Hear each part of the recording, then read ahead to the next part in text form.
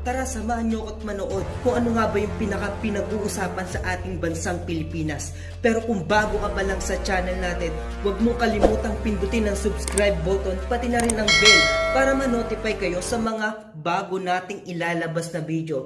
Kaya samahan niyo na ako, tara't manood. Let's go! Yun ang sinabi kanina ni Senator Tolentino. Subasa kayong po tayo dyan.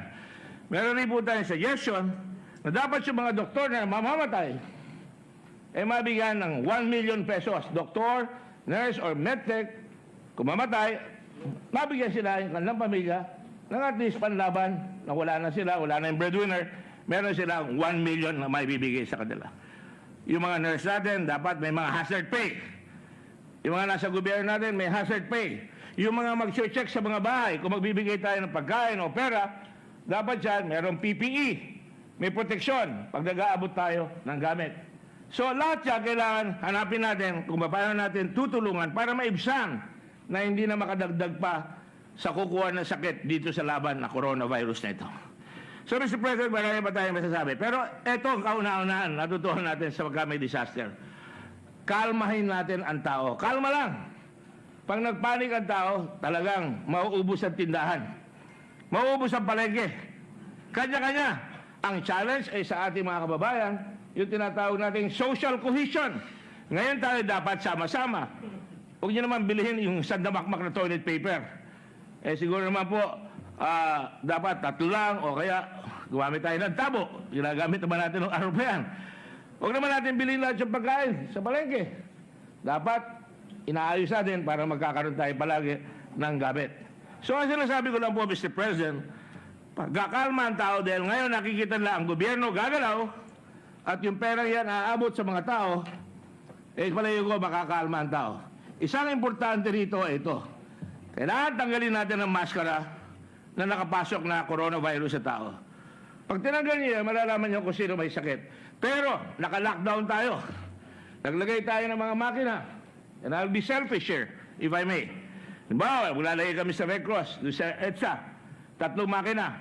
Kung papasok yan, kailangan hanapan natin ang sistema na pag magpapacheck up by appointment, hindi lalabas basta-basta, let's say, 50 kada oras para ma-check sila, mapapadaan sila sa checkpoint, makakapasok sila doon sa testing area at makakalabas. And in 3 hours, they will know what they have. Meron pa rin tayong mobile test na yung mga nasa kotse, pwede pumara at makuha yan.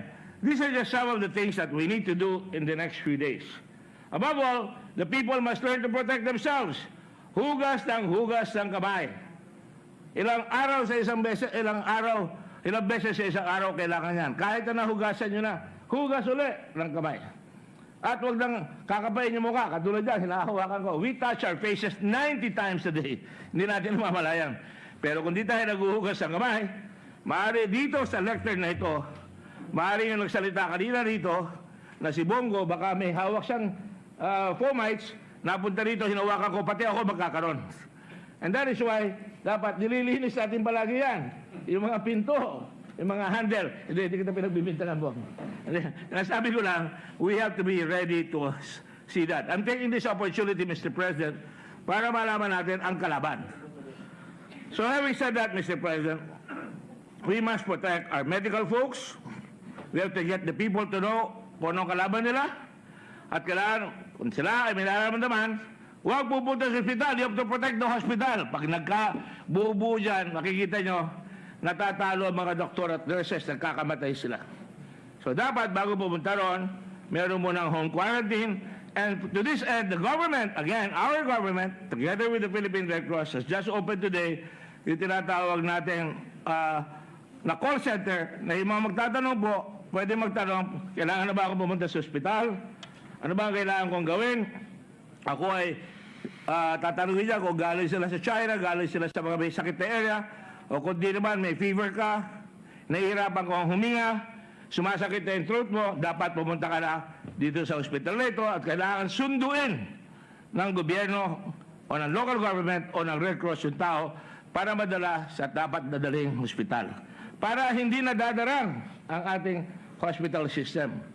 And these are just things that everybody can provide solutions to, Mr. President.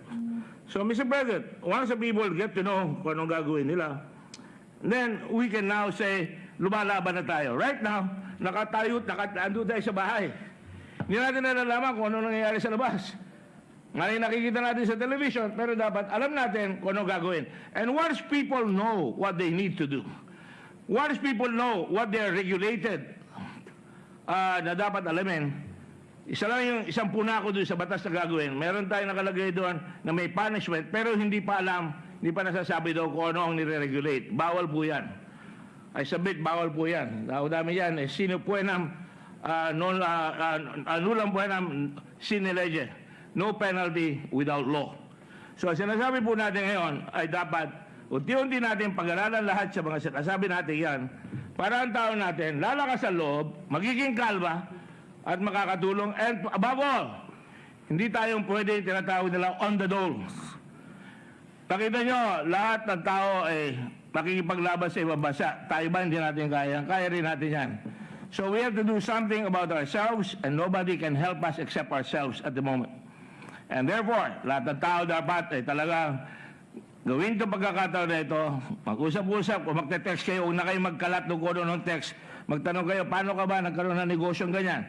Paano ka nagkaroon ng masarap na pagkain na niluluto diyan sa mga mall? Paano ako matututo? Paano ako magiging guide? Pwede ba ako mag-aral ng Hapon o Chinese? Yung mga pagkakataon ganyan, bakasyon lahat ng tao, hindi tayo matatakot kung meron tayong pupuntahan na lugar, Mr. President. And today, Mr. President, once we know that the enemy is no longer hiding, dahil sa mga testing na gagawin natin, may laban na ang gobyerno dito. Like Korea, nilabas nila yung mga may sakit, bumaba. China, ang dami-daming tao dyan, milyon, natatalo na nila. And ganoon rin sa Italy, matututuhan rin nila yan. But tayo dapat, hindi tayo mamatay ng husto, dapat matutuhan na natin kara-karaka yung mga gagawin na ganyan. Isa na lang po sasabihin ko dito. Mag-ingat lang po tayo dito sapagkat ngayon, I do not want to have the Congress na nawala sa atin yung power of appropriation. Right now, pag ginawa natin ito, we're all taking a risk. We're giving it to the office of the President at sa kanyang mga kabinete na yung makukuha ang pera dito, aabot. Pero sila magsasabi kung saan. Kaya sabihin nila, at sila sabi naman nila sa atin, sa isang banda, na yung 18.5 million ang target natin na tao. At itatap off na lang yung mga PPP, yung mga 4Ps. So, pagka ginagawa na natin yan, then may kalma ang tao na nakikita, may karoroonan, may liderato na gaganap sa ating bayan. At unti-unti, lahat yan, hindi na tayo magdududa, provided the people know, itong pera ito kinuha, dito dadalhin, para magagawa natin ang dapat gawin. And it will now be up to the communication system of the government na sinasabi na itong pera ito, dito na ginagamit, itong scorecard natin, lumalamang na tayo o lumalatatalo ba tayo, konting hirap pa, konting sikap pa, para sa ganoon manalo tayo ultimately. Dapat alam ng tao kung bakit tayo nagsasakripisyo. Bakit tayo tinatawag natin nakagulong ngayon sa ating mga bahay. Because it serves a purpose na hindi makapunta yung corona from person to person. But more than that, we have to know sino ang nagtatago sa mga nasa bahay na ngayon ay naka-quarantine na dapat palabasin natin para magamot at para mabawasan na yung mga taong may corona doon sa mga lugar na kanilang pinagtataguan. So ladies and gentlemen, Mr. President, I thank you for your patience. We did not have to grumble anything here, Mr. President. But if we work together as a people, at ang liderato natin ay gumagalaw, ako naniniwala, all the time that I've served this country, pag nagsama ang leader at ang tao, tiyak lalabas ang galing ng Pilipino. Tiyak matututong sumunod ang Pilipino, na hindi kailangan takutin. At tiyak alam ng tao kung saan papunta, sasabay sila dyan para mas mabilis ang tulungan ng ating bansa. Yan po ay kaya natin gawin. And so, Mr. President, I end this speech with an exhortation to the Filipino people. Yes, we can. And yes, we will. Fight we must.